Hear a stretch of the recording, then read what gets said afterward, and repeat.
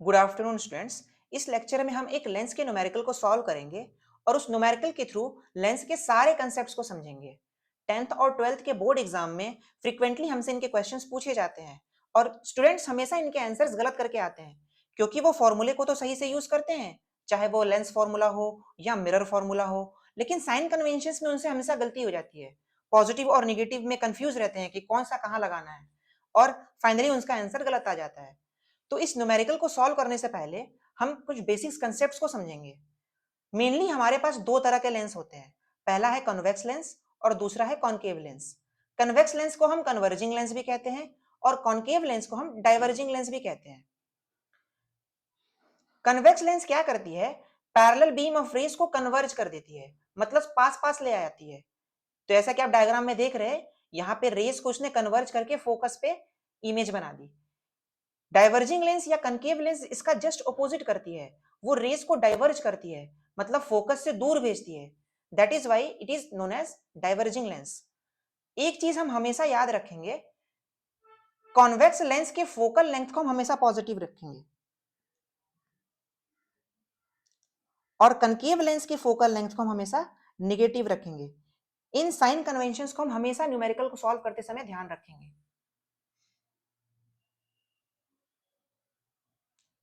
Now यहां पे हमारे पास एक कॉन्वेक्स लेंस है। ये जो आप हॉरिजॉन्टल लाइन देख रहे हैं, इसे हम कहते हैं प्रिंसिपल एक्सिस। इस पॉइंट को हम कहते हैं फोकस, जो कि दोनों तरफ होती है। ऑप्टिकल सेंटर से फोकस के डिस्टेंस को हम कहते हैं फोकल लेंथ। इसको हम एफ से डिनोट करते हैं। फिर आप देख रहे हैं इस पॉइंट को हम कहते हैं सेंटर ऑफ कर्वेचर। ये भी दोनों साइड होती है। तो ऑप्टिकल सेंटर से सेंटर ऑफ कर्वेचर की डिस्टेंस को हम कहते हैं रेडियस ऑफ कर्वेचर। इसे हम कैपिटल आर से डिनोट करते हैं।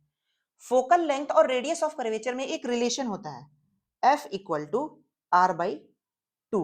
इस रिलेशन को हम हमेशा याद रखेंगे। मतलब जो रेडियस ऑफ कर्वेचर होती है वो हमारी होती है twice of focal length. Okay, जितने भी डिस्टेंसेस हम मेजर करते हैं वो ऑप्टिकल सेंटर से मेजर करते हैं, चाहे ऑब्जेक्ट की डिस्टेंस हो चाहे वो इमेज की डिस्टेंस हो, सारे डिस्टेंसेस हम यहां से ऑप्टिकल सेंटर से मेजर करते हैं। तो ऑप्टिकल सेंटर के लेफ्ट में जितनी भी डिस्टेंसेस है उसे हम निगेटिव लेंगे। ठीक उसी तरह ऑप्टिकल सेंटर के राइट में जितनी भी हम डिस्टेंसेस लेंगे उसे हम पॉजिटिव रखेंगे। इस प्रिंसिपल एक्सिस के नीचे अगर कोई भी ऑब्जेक्ट है या इमेज है तो उसकी साइज को हम हमेशा निगेटिव रखेंगे। ठीक उसी तरह इस प्रिंसिपल एक्सिस के ऊपर अगर कोई ऑब्जेक्ट है या इमेज है तो उसकी हाइट को हम पॉजिटिव रखेंगे। ये एकदम कार्टेशियन कोऑर्डिनेट सिस्टम की तरह है, जहां पे आप एक्स और वाई कोऑर्डिनेट लेते हैं। आप क्या करते हैं, लेफ्ट साइड में निगेटिव एक्स एक्सिस लेते हैं, राइट साइड में पॉजिटिव एक्स एक्सिस लेते हैं, ऊपर में आप पॉजिटिव वाई लेते हैं, नीचे आप माइनस वाई लेते हैं। तो सारे साइन कन्वेंशन हमारे कार्टेशियन कोऑर्डिनेट सिस्टम की तरह ही काम करते हैं यहाँ पे। अब हम क्वेश्चन को बहुत ध्यान से पढ़ते हैं। यहां पे हमारे पास क्वेश्चन है, क्वेश्चन नंबर 31। क्वेश्चन को रीड करने वाला पार्ट हमारा बहुत स्ट्रांग होना चाहिए। ओके, हमको एक बार में समझ में आ जाना चाहिए कि हमारा क्वेश्चन क्या कह रहा है। अ convex lens forms an 8 centimeter long image of a 2 centimeter long object which is kept at a distance of 6 centimeter from the optical center of the lens। यहाँ पे 8 सेंटीमीटर लॉन्ग इमेज यानी height of image दी हुई है, 2 centimetre long object मतलब यहाँ पे हमारे पास height दी हुई है ऑब्जेक्ट की, 6 centimetre from the optical centre. कौन सी चीज, ऑब्जेक्ट, यानी ऑब्जेक्ट की डिस्टेंस दी हुई है हमारी, यू की वैल्यू हमारे पास 6 सेंटीमीटर है। हमसे पूछ रहा है nature of the image, image का नेचर कैसा है, पोजीशन ऑफ द इमेज और तीसरा focal length of the lens. एक जो सबसे इंपॉर्टेंट लाइन है इस क्वेश्चन में वो है कि if the object and the image are on the same side of the lens, मतलब जो ऑब्जेक्ट और इमेज है हमारी वो दोनों एक ही तरफ बन रही है।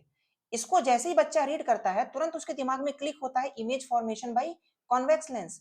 उसको पता है कि जिस तरफ ऑब्जेक्ट होता है इसकी जस्ट ऑपोजिट साइड में हमारी इमेज बनती है। किस केसेस में, लेंस के केस में। जैसे जैसे हम ऑब्जेक्ट की डिस्टेंस को वेरी करते हैं वैसे वैसे हमारी इमेज का नेचर चेंज हो जाता है।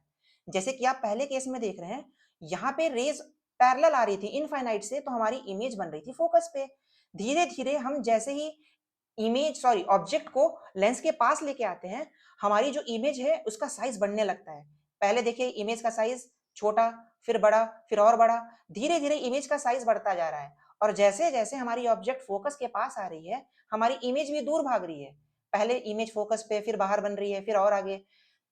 इन सारे केसेस में इकलौता ऐसा केस है जिस केस में हम फोकस और ऑप्टिकल सेंटर के बीच में रखते हैं ऑब्जेक्ट को, और हमारी इमेज जो है वो वर्चुअल बन जाती है, यानी उसी तरफ बन जाती है। सारे केसेस में हमारी इमेज इन्वर्टेड बनती है, उल्टी बनती है, प्रिंसिपल एक्सिस के नीचे बनती है।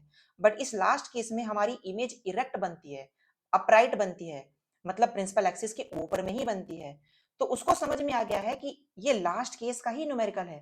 तो अब वो इसको कैसे सॉल्व करेगा? वो डायरेक्ट मैग्निफिकेशन का फॉर्मूला लिखेगा, जो कि m इक्वल टू कहते हैं height of one image to the height of object. m equal to height of image to the height of object, ये बराबर होता है v अपॉन u के बराबर। इसे हम क्यों लिख रहे हैं? क्योंकि हमको हाइट ऑफ इमेज पता है, हाइट ऑफ ऑब्जेक्ट पता है, u की वैल्यू हमको पता है, यानी ऑब्जेक्ट की डिस्टेंस। हमको इमेज की डिस्टेंस निकालनी है, v की वैल्यू।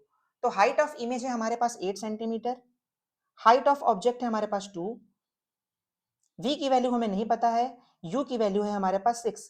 पर ध्यान दीजिएगा यहाँ पे आपको -6 लिखना पड़ेगा। क्यों? क्योंकि जो आपकी ऑब्जेक्ट है वो हमेशा लेंस के लेफ्ट साइड में होती है, तो इसको हम लेफ्ट साइड को by default negative he use करते हैं। यहां से ये कैंसिल होगा 4 टाइम्स, तो हमारी v की वैल्यू आ जाएगी 6 4 जा 24, जैसा कि आप देख रहे हैं यहाँ पे।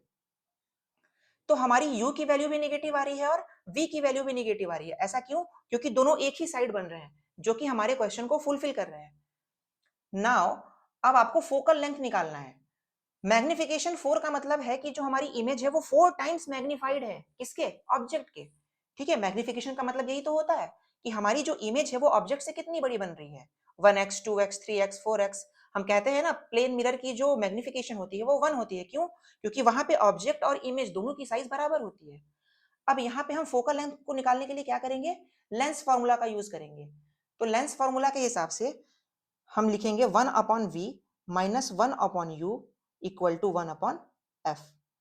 v की वैल्यू हमने निकाल ली, कितनी? -24 सेंटीमीटर। तो यहां पे हमने लिख लिया -24 माइनस u की वैल्यू है हमारे पास -6। देखिए यहां पे एक भी साइन आपका गलत हुआ तो आपका पूरा आंसर गलत हो जाता है।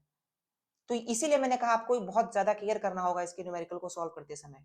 यहाँ पे माइनस माइनस को हम लिख देंगे प्लस, तो यहाँ पे मैं लिख दिया 1/6। बहुत सारे बच्चों को एलसीएम लेना भी नहीं आता होगा। ओके, जिनको आता है वेरी गुड। तो 24 डिनोमिनेटर में हम लिखेंगे, ऊपर -1 प्लस 4 इक्वल टू 1/f। अब यहाँ पे हम लिखेंगे 3/24।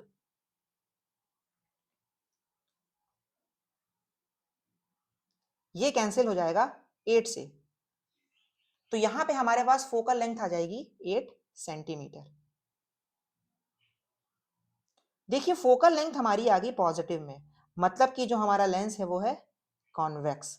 ये वेरीफाई करता है हमारा कि हमारी जो फोकल लेंथ है वो पॉजिटिव आ रही है और वो कॉन्वेक्स लेंस में ही हो सकता है ऐसा।